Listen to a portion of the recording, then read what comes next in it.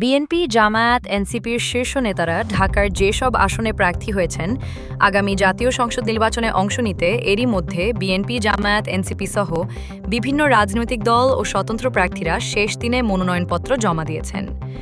এর মধ্যে ঢাকার আসনগুলো থেকেই বিএনপি, জামায়াত ও এনসিপির শীর্ষ নেতৃত্ব মনোনয়নপত্র জমা দিয়েছেন। বিশেষ করে বিএনপির ভারপ্রাপ্ত চেয়ারম্যান তারেক রহমান, জামায়াতের আমির শফিকুর রহমান, এনসিপির আহ্বায়ক নাহিদ ইসলাম, বাংলাদেশ খেলাফত মজলিসের আমির মামুনুল হকসহ বেশ কয়েকটি রাজনৈতিক দলের শীর্ষ নেতা ঢাকার বিভিন্ন আসন থেকে নির্বাচনে প্রতিদ্বন্দ্বিতা করবেন। তবে নির্বাচনী জোট বা আসন সমঝোতার কারণে ঢাকার বিভিন্ন আসন থেকে কোনো দলের শীর্ষ প্রার্থীরা আসন ছেড়ে দিয়েছেন। এদিন অন্যান্য রাজনৈতিক দল এবং স্বতন্ত্র প্রার্থীরাও আগামী নির্বাচনে অংশ নিতে মনোনয়ন দাখিল করেছেন। এনসিপি থেকে পদত্যাগ করা তাসনিম জারা শেষ পর্যন্ত স্বতন্ত্র প্রার্থী হিসেবে ঢাকা ৯ আসনে প্রার্থী হিসেবে মনোনয়নপত্র জমা দিয়েছেন।